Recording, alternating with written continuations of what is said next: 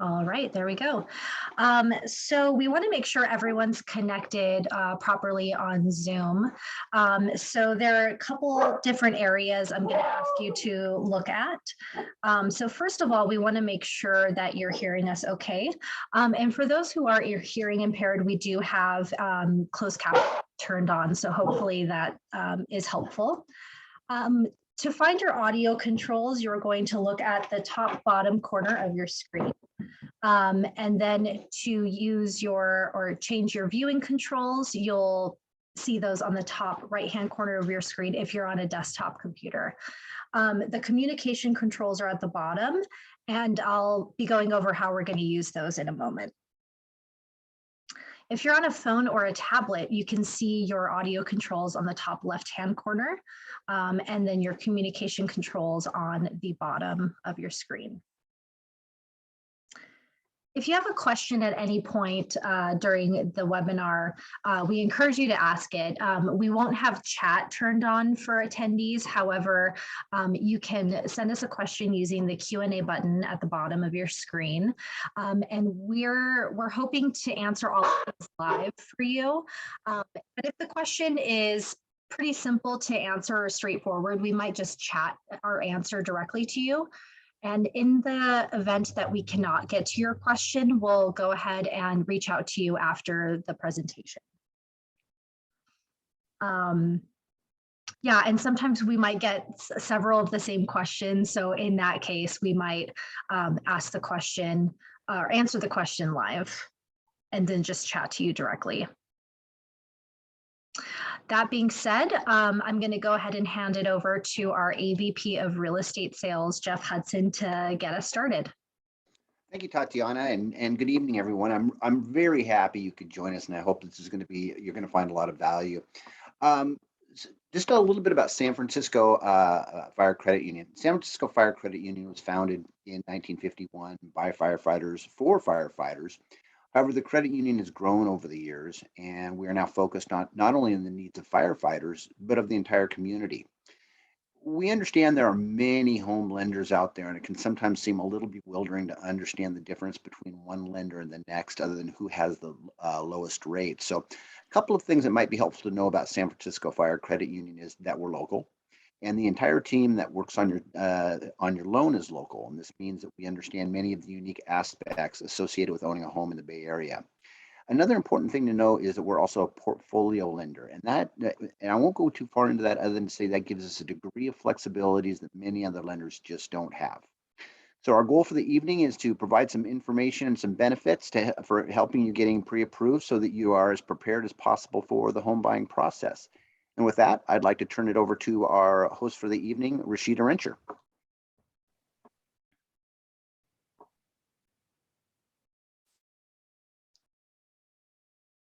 Rashida, we're having a hard time hearing you.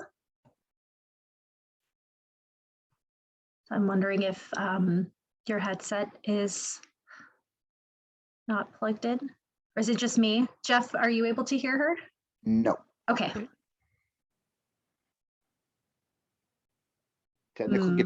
Technical difficulties. Yeah, apologies, everyone.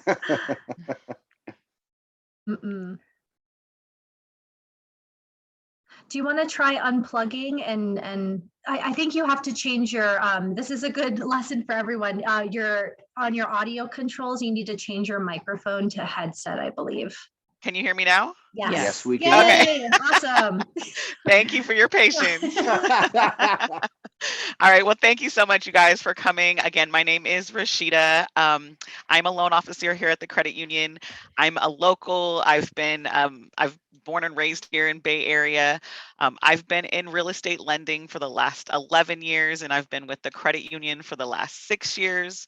I love working at the credit union. It really gives me an opportunity to build relationships with each of my members and help each and every one of them on all aspects of the loan process, from purchasing to refinancing. So I really hope that this is useful, and we look forward to giving you some information on the importance of getting pre-approved. Yes, and later in the presentation, we'll also be chatting with a realtor, Veronica Gray, to get her perspective on the importance of being pre-approved as well. But before we dive into this kind of Q&A type webinar, we have a couple survey questions to get to know the attendees a little bit better. So you'll see on your screen in a second, I'm going to go ahead and launch 2 survey questions. So the first one is, have you been through the home loan process before? So let us know either yes or no. And the second question is, in which county are you looking for a home? And so we have a list of Bay Area counties, but we also have other listed there. So if you could take a moment to submit your answers. It looks like we have about 20% participation so far.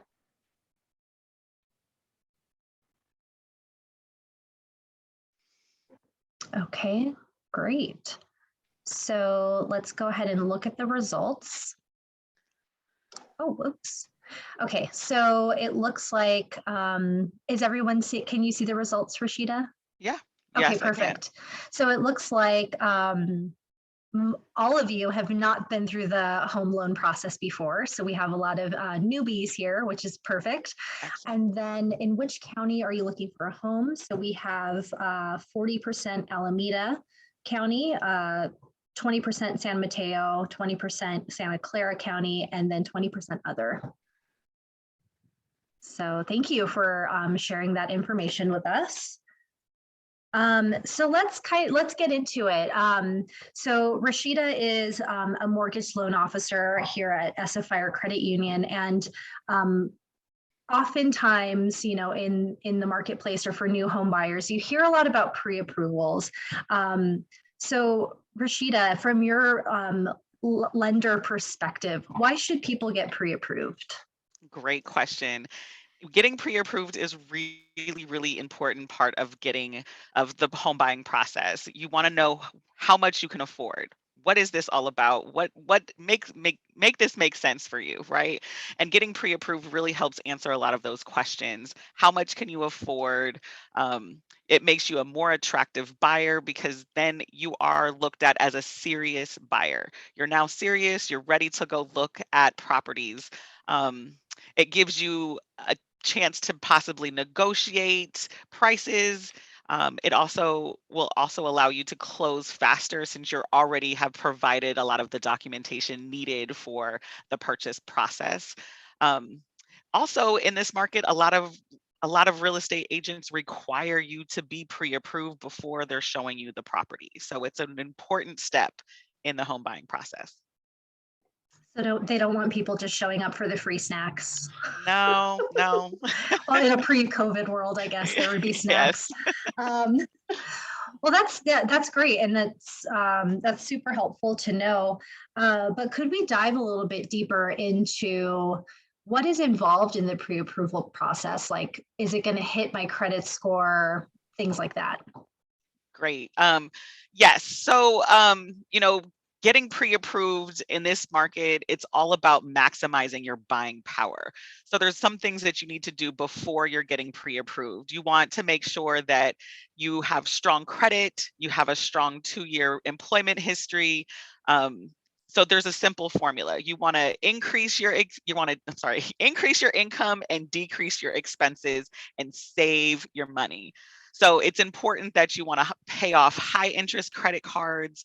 You want to possibly pay off loans. Don't buy that car loan. Don't buy that car before you're trying to buy that house. It's really about staying focused on what the goal is. It's about as you're paying off debt and as you're working towards this goal, your credit increases, you're saving money, and then you'd be ready for applying for a pre-approval. In the pre-approval process, you're going to expect to be to supply documentation for your 2-year history and sources of where the down payment is coming from. So 2 months bank statements, retirement accounts, wherever the money is going to come from. And then we'll also review your credit within this process.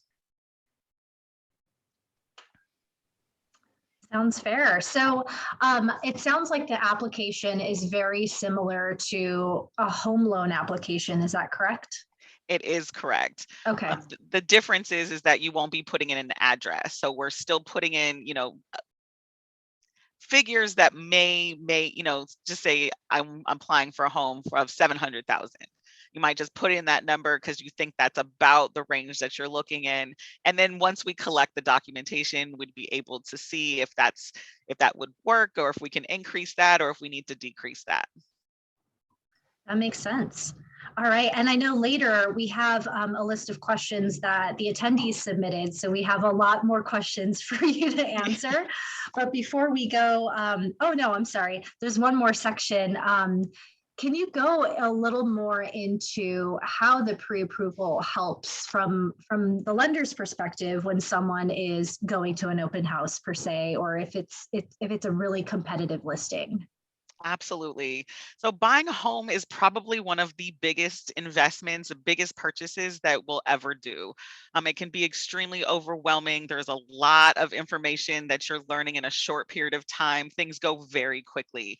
So it's really important for you to be working with a knowledgeable loan officer who will take the time and effort and energy to answer your questions, help you through this process, because it can be very, very overwhelming and cause anxiety. So I want to make sure that this is a smooth transition for you. Again, this is one of the largest purchases you might ever do, and we want to make sure that we're answering all of your questions and you're properly vetted so that there's a smooth transaction. You really want to focus on properties that you can afford and know how much you can borrow. It's really based on your ability to have a specific amount, be approved for a specific amount based on your financial position. Again, it really helps the sellers and the agents know that you are serious and you're ready for business. That makes sense. And it also sounds like, because I know that there are a lot of calculators out there. We have a lot of great calculators on our website, but sometimes, when you're doing that research on your own, you might be missing some things. So it sounds like you and other loan officers might provide more support in that area to really get a full financial picture. So that's terrific. Absolutely. Awesome. Well, it's great to have the loan officer perspective, but we've invited Veronica Gray to come share her perspective as a realtor. So Rashida, I'm going to hand it back to you to go ahead and introduce Veronica. Great, thank you. Veronica Gray is a good friend of mine and also a business partner and realtor. She has a wealth of knowledge. She's been a Bay Area realtor for the last 7 years. She's worked with lots of first-time home buyers. She's worked with sellers. She has a great understanding of the business. She's a wealth of knowledge for you to be able to, she understands both sides and understands the true importance of the pre-approval and why this is such an important part of the process. So thank you so much for coming, Veronica. Thank you for having me. I don't know if it's switched over to, I don't know if everyone can see me and the panelist view has changed, but. Yes, they can now. Thank you, Rashida. Thank you for the introduction. I want to quickly thank everyone for joining us this evening. I know you're taking time out of your busy schedules to be here with us. The home buying process can be overwhelming, and often my buyers feel like they're learning a new language. So I hope through this webinar, I am able to help answer some of your questions related to the pre-approval process and how that relates to you making an offer, and ultimately help you feel one step closer to reaching your goal of home ownership. Awesome. Well, it looks like we have a market update for the Bay Area. So would you like to tell us a little bit about this, Veronica? So this is market update. review this in like my office on a weekly basis to see what the trends are and if there are any things that stick out in our local markets. What this chart helps us see is the average sales price over however time we want to, research it for. So this one is going from November 2020 to October 2021, and you see the 1 month difference that in most of our markets and the different Bay Area counties, the trend is that it's an upward trend. So sale prices are continuing to go up month after month. And it's also letting us know that we're still in a seller's market. That's great. Thank you. All right. Well, Veronica, in your perspective as a realtor, how does a pre-approval influence the seller? And if you could also maybe go into a little bit about, because in the Bay Area, we hear a lot about cash offers. So like if I'm going in with a pre-approval and I'm not, a millionaire and I don't have all this cash to use, how am I still able to compete? I'll answer your first question. Why is a pre-approval important, or how that influences a buyer when they're making an offer? It's huge. It's incredibly important. It's also a question that's in the purchase agreement. If you are, you're submitting your offer with the pre-approval letter.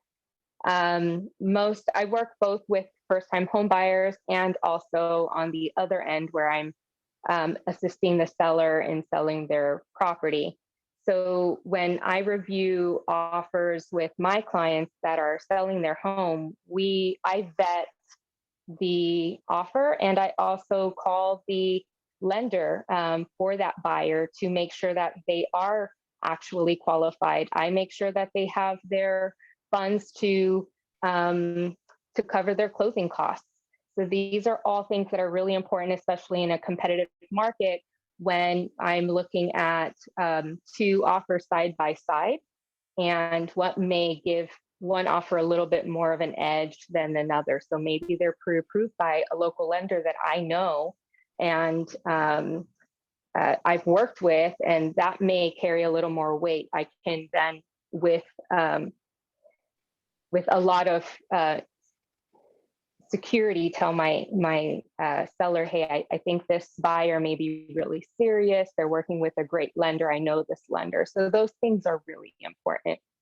The second question you had about cash offers, we're not seeing as many as there were back in maybe 2015, 2016, but they exist. I had a client just last year compete in a very competitive property that received 40 offers. And it was between my client and a cash offer at the same price. How we beat an all cash offer still stuns me, but it was the relationship that I built with the listing agent and the person that my client was pre-approved by, that my listing agent knew because they were a local loan officer, and she could vouch for us that we would close on time. So it makes a big difference who you're pre-approved by, and I wouldn't feel less confident if we're going up against a cash offer these days. I think I've been able to successfully get buyers into contract against cash offers. That's really reassuring to hear. Yeah, thank you. All right. Well, up next, we have a list of a bunch of commonly asked questions. So I'll go over these and if, either Rashida or Veronica, if you have an answer for these, go ahead and chime in. But the most frequently asked question we hear is, how much home can I qualify for? I'll go ahead and take this one. Can you hear me? Yeah. Yes. Okay. This is exactly why we're doing this webinar. How much you can apply, how much you can afford is going to depend on your credit, your income, and your down payment. So it's all going to vary depending. Everybody's going to have a different situation, a different scenario. So that's why it's really important to know how much you can afford before you go shopping.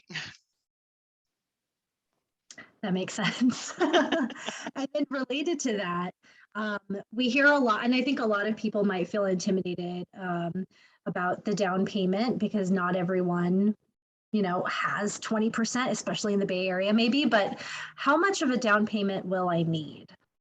This is another great question and definitely a frequent one. And it depends. If you're looking for a single family home versus an investment property, a second home, multi-unit, it's gonna depend. So it's gonna range anywhere from as little as 5% to as much as 30%, depending on the type of property you're looking for and the property use. Okay, great. The next one that we hear pretty frequently is, what are closing costs? So I think, Veronica, did you want to take that one? Yes. So closing costs are, this question comes up a lot with my clients. So there's your purchase price, right? Let's say you're making an offer on a property that is, $800,000. And your offer is accepted. Well, that is the offer that you've made to the seller, and then involved in there's other costs that are related to purchasing a property that's not as transparent as the sales price. They include your loan origination fees, city and county transfer taxes. There may be local ordinances that you will need to make a deposit. For instance, the city of Oakland has a sewer lateral ordinance. And if that needs to be corrected after close of escrow, that's an additional amount of money that gets deposited. So those are things that I like to go over with my clients pretty thoroughly so that they understand all of the costs that are involved with purchasing a home via the closing disclosure estimate. And roughly what I tell my clients, what closing costs looks like is about 2 to 3% of the purchase price. In that closing cost too, it includes your down payment. So it's not separate from, you'll see in that 2 to 3%, including the down payment you'll be making, but there are some other fixed costs that you'll see. Cool, that's great. What are reserves and will I need them? That's a good one. That's a good one. I'll take this one. Reserves are assets. They're like cash that you have easy access to in case you need to, pay your mortgage. So it's separate from your down payment and closing costs. This is cash in the bank that you will use to make your payments in the coming months. Awesome, thank you. And then just quickly going back to Veronica and the closing cost question, I think related to that, we hear people asking, can't I make the seller pay for that? Or can the seller pay those? Can you address that? Yes, that's a great question. I do get that question sometimes from my clients.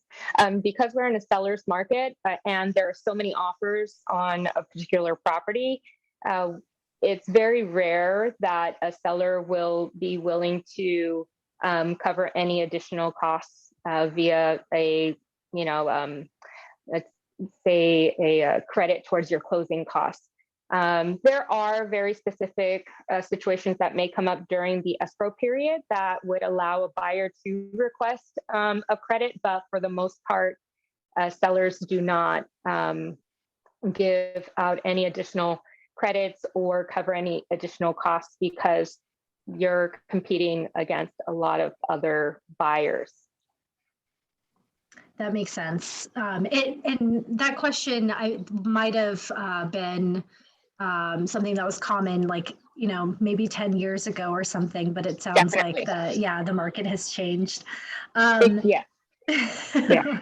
I think too, it has happened a few times where I worked this past year. A seller did cover the cost for getting the sewer lateral corrected, which is rare, but that was pretty amazing. And then I had a transaction right after that. The seller covered the cost for the sidewalk repair. So it's not, it never happens, but it's not very frequent.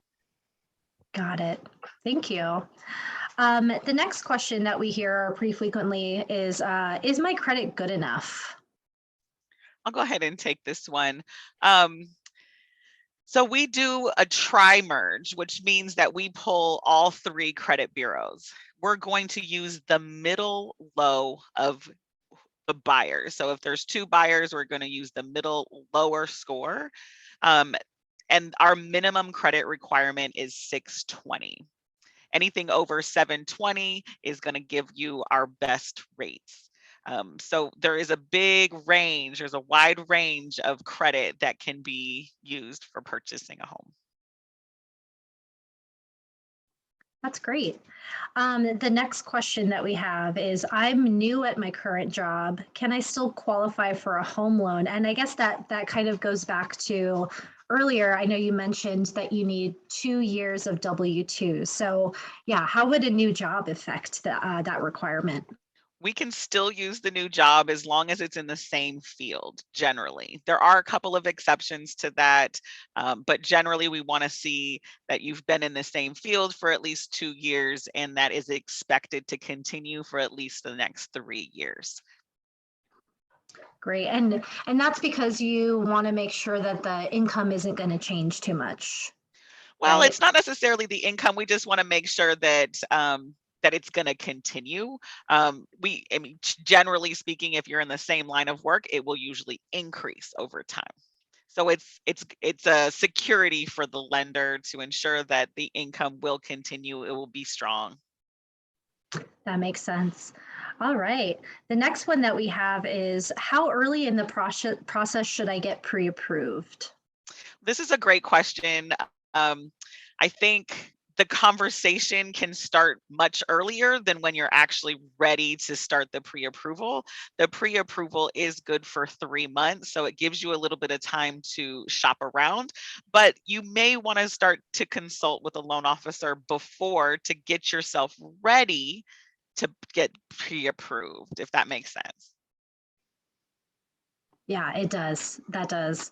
Especially because they're going to get so much information from A lot you. of information, Yes. absolutely. And then this last question in this, frequently asked questions section.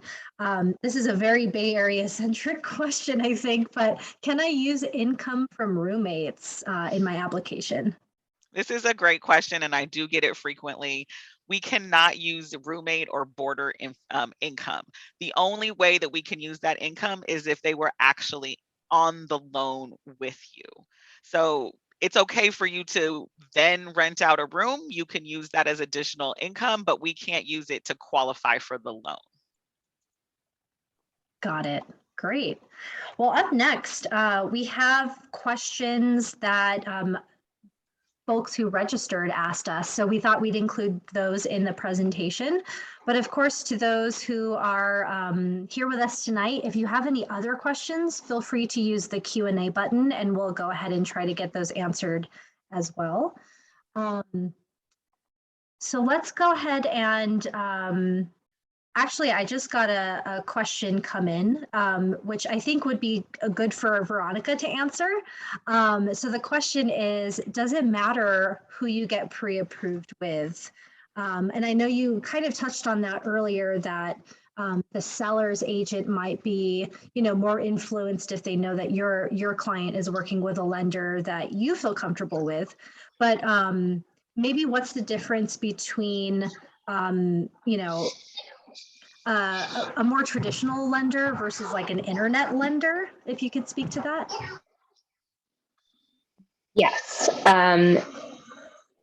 So when a buyer approaches me, most of the time they have not gone through the process of getting pre-approved or do not have a lender yet in mind. and I take the opportunity to try to get them connected with the best loan officer that I know is going to get them pre-approved quickly, hopefully get them really great rates, and is going to get them through meeting all of the conditions necessary to ultimately close on the property once their offer is accepted. So that's really helpful when you're working with when you've decided who you want to work with as an agent. Maybe they have a local lender that they would really, a local lender that they would really love for you to work with because they build connections. But our community is pretty small. We know a lot of the loan officers out here, and the banks and loan officers that can deliver on closing on the property. I have worked with lenders because they came with the buyer. So the buyer had already gotten pre-approved by an outside lender. I've had it out of state lender, and I will tell you, it did not work out as well. The escrow period did not go as smoothly because that lender did not understand the nuances of our market. We're a very unique Bay Area market, and the rest of the nation, than the rest of the nation. And especially in our local market, like I mentioned before, we have local ordinances that came up in a recent transaction. This lender didn't know that there was a city transfer tax, and that city transfer tax meant an additional $8,000 in closing costs for that buyer, and that buyer wasn't prepared for that. And so that was a long conversation, but we did eventually get to close. So those are your differences, and it really does make a difference to work with a local lender that agents know who they are and they trust. Yeah, that's super helpful. Thank you. Thanks for answering that one. So from the questions we received from registrants, the first one we have here is student loan debt a factor in getting pre-approved? And we thought, Rashida, that would be a good one for you to answer. Yeah, this is a good one, especially now, during the pandemic, everything has been deferred, but they will come back. Student loans, even if they're deferred, I will still need to use 1% of the loan amount as the monthly payment. Or if you have some kind of payment arrangement, or they've been consolidated, some evidence to show what the actual monthly payment is, if that's different than what's coming up on the credit report. But just because they're deferred doesn't mean they have gone away. I will still need to use that payment. That makes sense. So the next question that we have is any offers for first-time home buyers? And we thought that this is a question that our VP of Real Estate, Michelle Murphy, could answer. So Michelle, did you want to take this one? Yeah, happy to. Hello, everybody. We get this question frequently.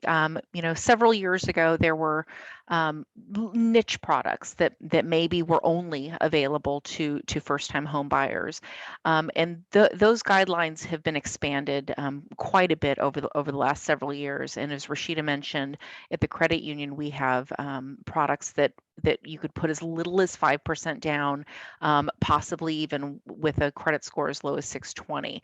Usually those two don't go together, but for first-time home buyers, what we typically see with those borrowers is they don't have a full 20% down payment. So we offer products where they can bring in as little as 5% down. You do have to have something that's called mortgage insurance. People get a little bit afraid of that, but it's not something to be scared of. There's a couple of different types of mortgage insurance.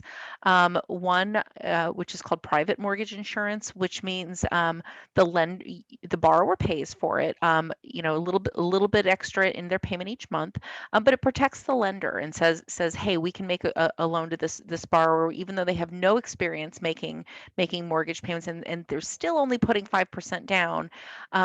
but it lets that borrower get into that house with a very small amount of down payment. Again, small amounts relative in our market. But what's different with private mortgage insurance compared to, let's say, something like you may have heard of like an FHA loan. Mortgage insurance never goes away. Where with private mortgage insurance, once you've developed enough equity in that property, that piece of that payment drops away. And so that's one of the tools that we use to help first-time buyers get into homes. Wonderful. Thank you, Michelle. My pleasure. The next question that we have is, does percentage down matter in getting an edge over other offers? So Veronica, we thought that's one that you could take from a realtor's perspective. Yeah, thank you. So yes and no. It really depends on case by case and what property we're looking at. If it's a property that, let's say, is expecting 5 to 10 offers, and I get a hint of some of the other players in the field, I may advise my buyer, hey, is there a way that we can beef up the percent down to make it more attractive? How and why that makes it more attractive to a seller's and a listing agent standpoint is, oh, they have more skin in the game. That's how they look at it. What you end up doing with your loan officer or with the loan itself, once your offer is accepted, you can adjust that down payment to what feels more comfortable to you. And so that's under your discretion and the lender's discretion. But I have used that strategy before with buyers.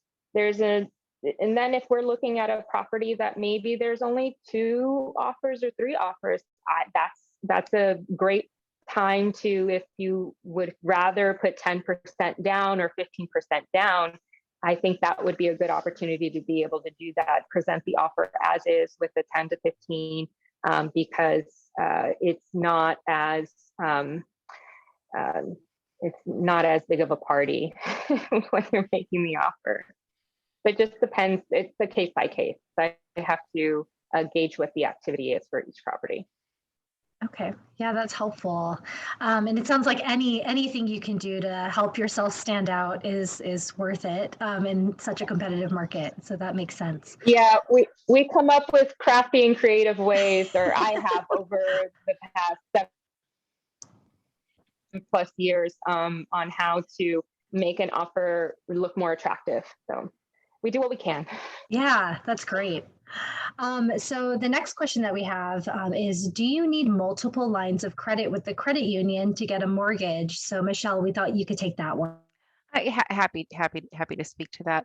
So, and this comes up rather frequently. People think, oh, I can't get a loan with a credit union because, I can't get a home loan with a credit union because I haven't done business with them before.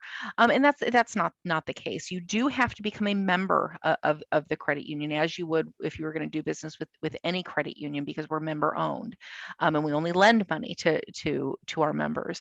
So you'd have to become a member of the credit union, but you don't have to have borrowed from us previously. We can onboard your membership and go ahead and fund your loan at that time. We do evaluate your credit, and so we're going to want to see that that you're in a good that you've got a good history of being able to manage your credit. So we're going to want to see that you've paid if you're a first-time home buyer, for example, that you've paid your rent on time, that if you've got a car loan, that you have a history of making a payment. You typically want to see a 2-year history of trade lines to show that you've had some experience borrowing money and paying it back, but it does not have to be with the credit union specifically. So that's a fantastic question. We get it rather frequently. Yeah, and you mentioned the term trade line. So that refers to like a credit card or personal loan, things like that. Yep, and Okay. it's funny, and that's one of the things that that applicants will have really great conversations with somebody like Rashida, because borrowers, as they go into this process, if they've never done it before, sometimes the only advice they've ever gotten is maybe from a parent or an aunt or an uncle or a grandparent, and the lending environment, 10, 20, 30 years ago is very, very different. And you're gonna want to have that conversation. We'll have borrowers say, I've got great credit. I pay cash for everything. That's not great credit. That's, it means you're reliable and you pay your bills, but we can't see that. And you may not even have a credit score, no way to trace that that you've paid those things on time. So those are great conversations that will come up with the loan officer, and we'll counsel you through that. Yeah, that's great advice, because yeah, I know for me, when I was buying my house, my dad was like, "I can't believe that the sellers aren't paying your closing costs," and I was like, "Is that a thing that happens?" Not in this market. It sounds like. Um, so the next question that we have is, will my pre-approval be applicable in other states? And that's a great question, because a lot of people have moved out of state and are still our members. So Rashida, you want to take that one? Absolutely. We get this question quite frequently. And even though a lot of our underwriting requirements are similar to other states, we are a local lender and we only lend in California. So our pre-approval is only good in California.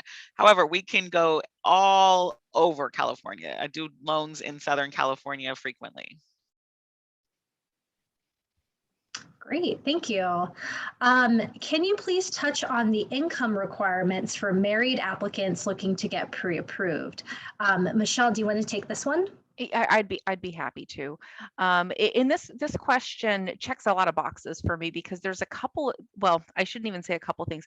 There are a number of things that lenders have to think about when working with borrowers, and a lot of them are compliance driven.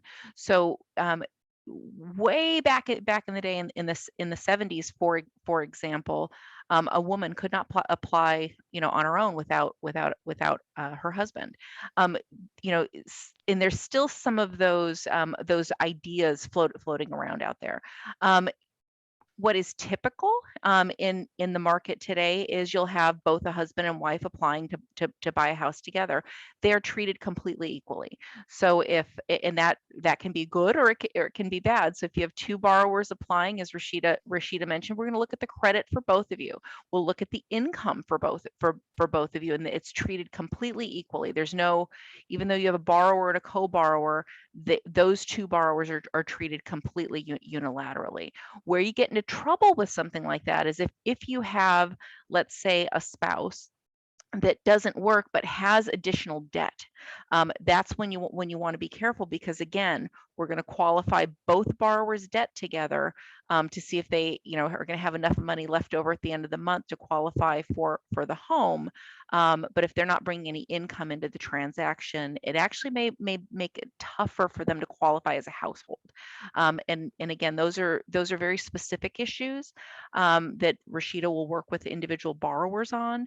But there's not any specific guideline that differentiates a married borrower from an unmarried borrower, or unmarried co-borrowers for that matter. It's an excellent question. Yeah, that's sparking even more questions in my mind that I could ask you privately. The next question that we have is, does SFI or credit union offer competitive rates? So this person's probably thinking about like fintech companies or the big banks. So Michelle, did you want to speak to that? I would love to speak to that. I can, right out the gate, what I'll say is we do offer competitive rates, and I know that because I help price our portfolio on a daily basis.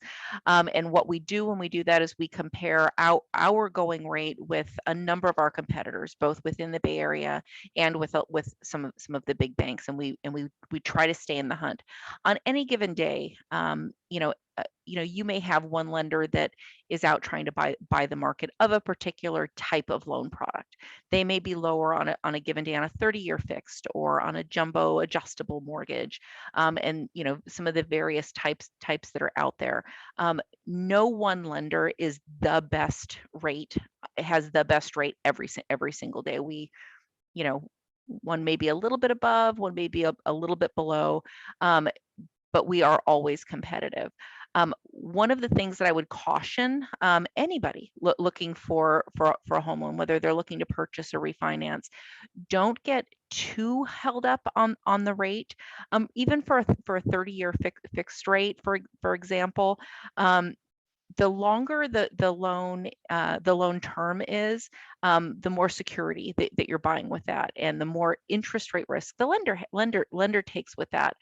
So the longer the term, you're going to have a slightly higher interest rate.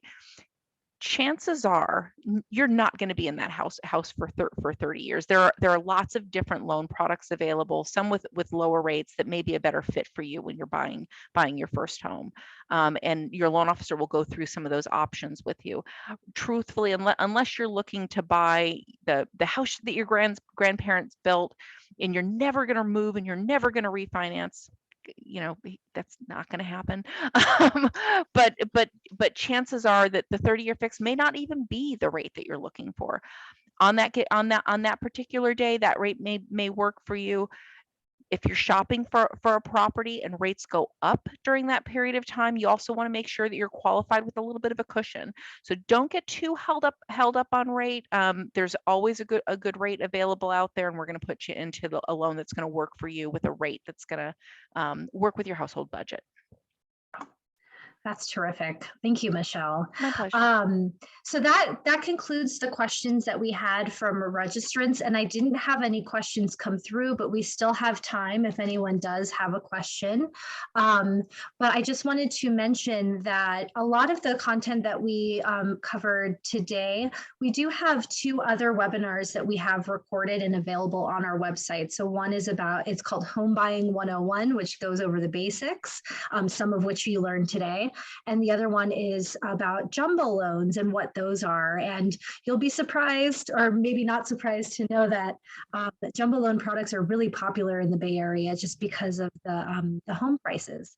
So those are really great to check out. So we'll be sending an email tomorrow to attendees and those who couldn't make it with more information.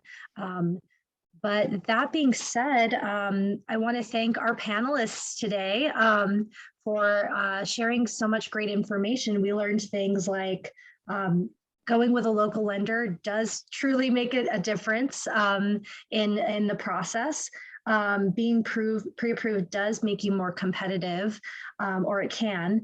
And the pre-approval is good for up to 90 days. So it's good to kind of get that process started so you can start shopping for a home. But I want to thank Rashida and Veronica for joining us today, and Michelle as well, and Jeff, who we haven't heard from since the top of the call. But thank you so much for joining us, and we'll have more of these. We're going to have a webinar every month, so we're trying to plan them for the last Thursday of the month every month. So you'll be hearing from us again, and thank you for attending. So we hope you guys have a great evening. Thank you. Thank you so much. Thanks. Thank you.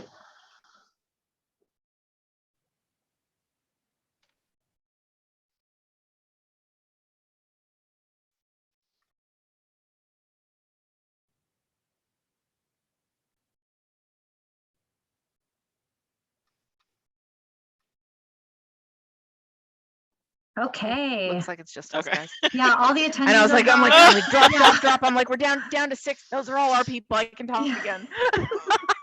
Let me go ahead Rashida, and you did a fantastic Oh, job. yeah.